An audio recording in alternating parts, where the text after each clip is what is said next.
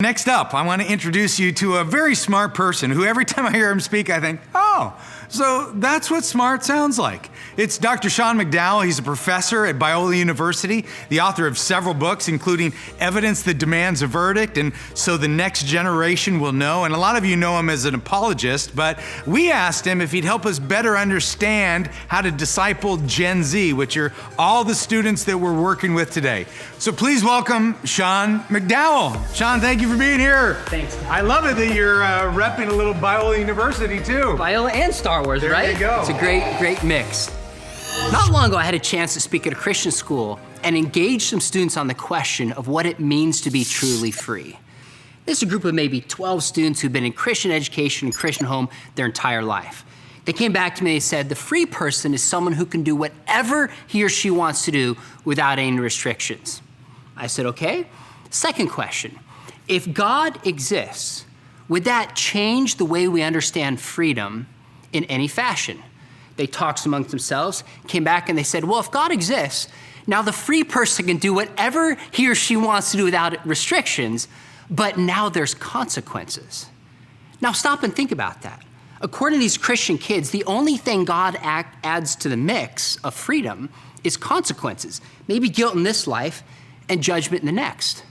I said, okay, so describe for me the person that is truly free. They talked about themselves, came back and said, I guess a person on an island who's totally alone and nobody restricts their freedom would be most free. Through the course of the discussion, I helped them realize that actually, ironically, the person who's alone on an island would be least free, because the Bible says we have been made for relationship with God and for relationship with other people. You see, these young kids in a Christian home, in Christian schools, in church, had been more affected by the culture's view of freedom than by the Christian story. In fact, research backs this up. Jean Twenge, in her book, GenZ, she's a sociologist at San Diego State. She said, the move away with Gen Z from religion is no longer piecemeal, small, or uncertain. It is large and definitive. More young Americans are thoroughly secular, disconnecting completely from religion, spirituality, and the larger questions of life. According to the Barna research on Gen Z and the way they define worldview, they would say that only 4% of young people today have a biblical worldview. Now let's take a step back for a second, talk about what we mean by Gen Z. The first thing to realize is we have a big challenge ahead of us in terms of those who love this generation to help them see the world Christianly. But Gen Z basically makes up about 25% of the population today. And they're roughly those, you might say, 10 to 25 years old, so upper elementary to those who are really entering the workforce. Now Proverbs 24:3 says, by wisdom a house is built, and by understanding it is established. Let's have the posture that says, let's start by understanding this generation so we can reach them effectively. And in fact, my dad has often said to me, he said, son, it's more important to understand than to be understood. Let's try to understand these young people that God has given us the privilege to minister to. Well, here's 5 facts that'll help put this into perspective. Do you know that Ronald Reagan is as far in the past for Gen Zers as Dwight Eisenhower was for their parents? Email is an ancient and useless technology. The band Nirvana is classical rock, and you can actually find it on classical rock stations. LeBron James is a better basketball player than Michael Jordan ever was. I'm not saying that's true or false, I'm just delivering the widespread perception. And YouTubers and those on TikTok are the new stars. In fact, many in this generation believe that they're just one big TikTok video or YouTube video away from becoming famous. In fact, a high percentage of this generation want to become social media stars. That's one thing they aspire to. Now, clearly, the key to understanding this generation is that they are digital natives. They're the first generation that really has been born and raised swiping smartphones before many of them could talk or even read. In fact, teens put technology in the same category as air and water. It's not a luxury, it's a given. And here's one way I put it that might be helpful. I'm a Gen Xer, so I've learned to communicate offline. That's natural to me. I've had to learn how to communicate online. Gen Zers naturally know how to communicate online and have to learn how to communicate offline. So if the key to understanding this generation is that they're digital natives, how does this affect their worldview and relationships?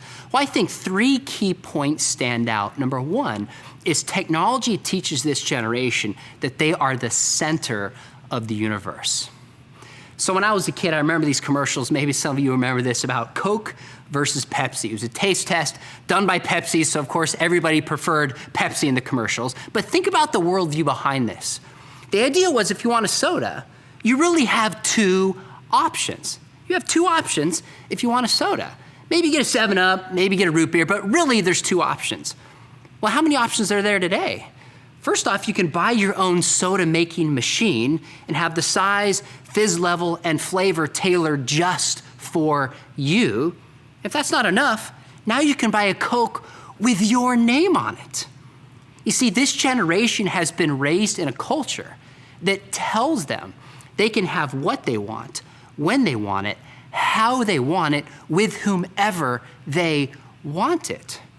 You see, this technology today, digital technology, teaches, and I use that word intentionally, it teaches young people that they are the center of the universe.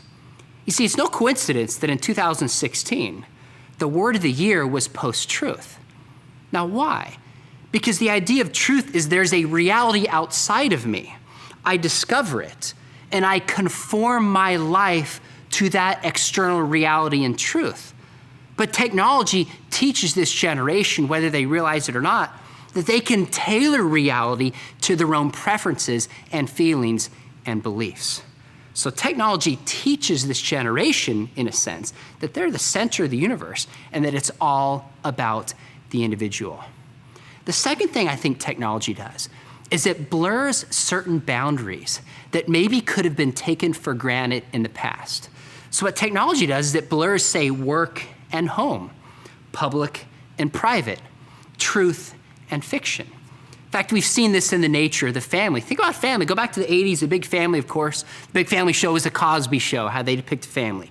Moving in the 90s, what do you have? You have Friends. Moving to the 2000s, and this show recently just ended, is Modern Family. See how the nature of the family has changed, and what could be taken for granted in the past is no longer true. In fact, in this generation, roughly 50% believe that gender is determined by their biological sex. That means that half of them don't think biological sex is germane to their understanding of gender. Now, a third thing that I think technology has done, and by the way, I'm not anti-technology. I love technology, and I thank God for it. There's so many positive things that technology does, but of those of us who work with this generation, we have to be very intentional and thoughtful about how it shapes their relationships and how it shapes their worldview.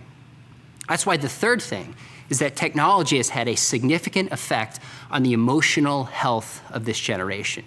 In fact, we have really an explosion of loneliness, of anxiety, and of so many young people feeling overwhelmed. In fact, this quarantine from the coronavirus has actually increased this sense that screen time is not enough. My daughter's 13, and she's enjoyed FaceTiming and interacting with people during that season through FaceTime. But I think young people also realize we need to be flesh and blood present with people. You see, a digital like cannot replace a physical hug. Around 2012, when Gen Zers were first coming of age, so to speak, there was a hockey stick spike in depression and loneliness. And in her book, iGen, Jean Twenge says that this is when this generation of teenagers, the majority of them started having smartphones, which changed their fear of being left out, their idea of comparison, and changed the way they relate to one another. So friends, again, I am not anti-technology. I thank God for it. But we have to look at this generation and realize how deeply using a smartphone, and in many ways their addiction to a smartphone, shapes their relationships. So let me sum up. When we look at Gen Z, we left out things like diversity that are very important. This generation has preached diversity. But when it's all said and done, when we look at this digital generation, it's vital to realize that the smartphone in itself shapes the way they see the world. And it also deeply shapes their relationships. So those of us who love this generation, we need to build healthy relationships with them, listen to them, get to know them, love them, but also help them see the world through a biblical lens and counter some of the ideas they're being confronted with every single day.